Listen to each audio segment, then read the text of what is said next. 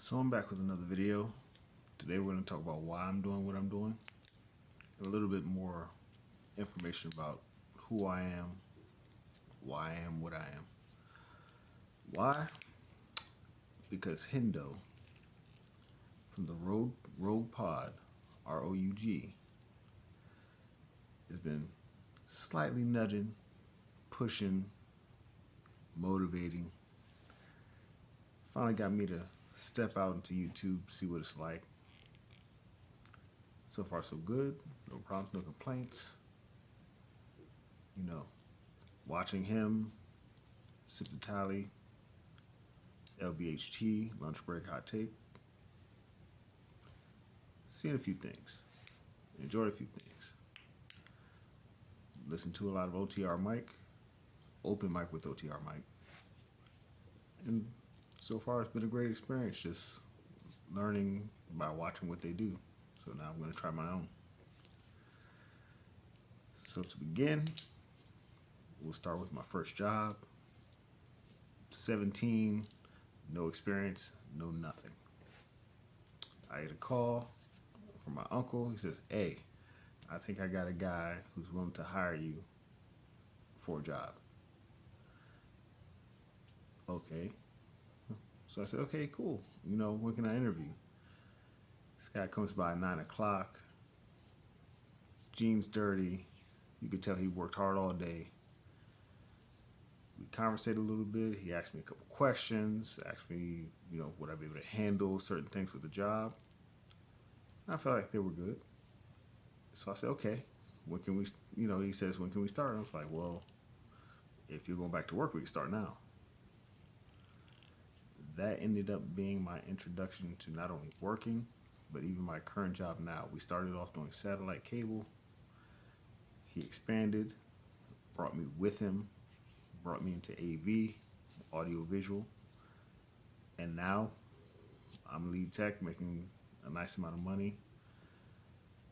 Honestly, I probably would still be working with him, RIP, had he not died tragically.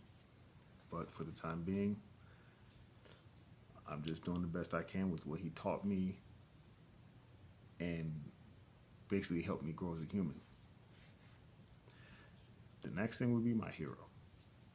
My grandfather, from the time I was born, he wasn't much of a talker.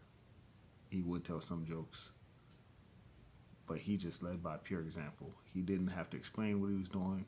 When you saw how he did what he was doing, you just knew that it was the right way. And since then, I just wanted to be like him.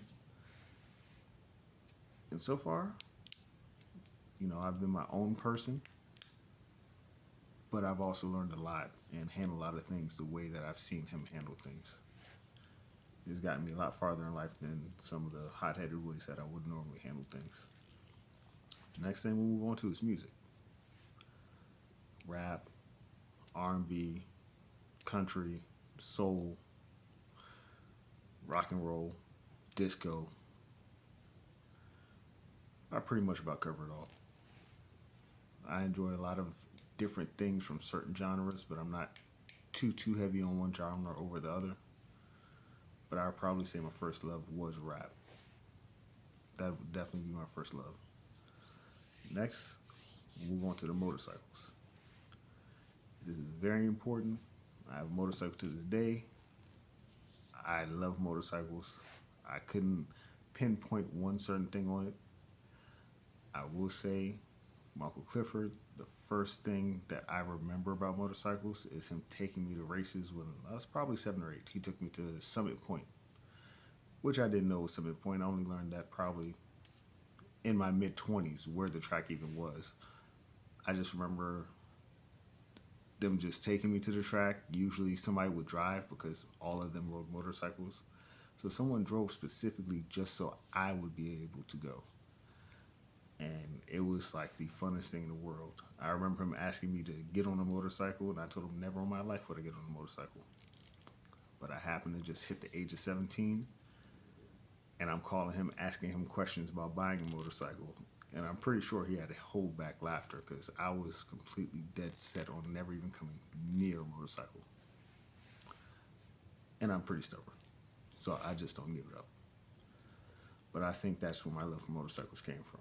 Cars, my grandfather and my uncle, my grandfather, rest in peace, and my uncle, both master mechanics. If there was something on the car, they just know how to fix it. My grandfather had a perfect 1986 Cutlass Supreme, and I just absolutely love that car. I owned it for a while. Later story for another time. DC illegally towed that car. And even going to the police to figure out where my car was, they pretended like they did not know that the car had been towed and impounded. By the time I found out, they'd already sold the car and told me there's no way I could get it back. So food. I'm an A1 foodie. There's not a place that I probably won't try unless they just look disgusting. I even keep a specific list of food places that I've gone to or will go to on Google Maps that people could actually follow. I do have a few followers on there. But if there's food nearby, I can find it, that's for sure. My job, audiovisual, as I said before, it's pretty fun, pretty good. You put up video walls, projectors, touch panels, video teleconferencing units, audio teleconferencing units. It can get as complex as they want or as simple as they want, but for some reason, I just enjoy it. At least currently, the way my grandfather taught me, you have to love what you're doing. If you don't like what you're doing, you're just not going to make it very far, very long, where you're just going to be stressed out.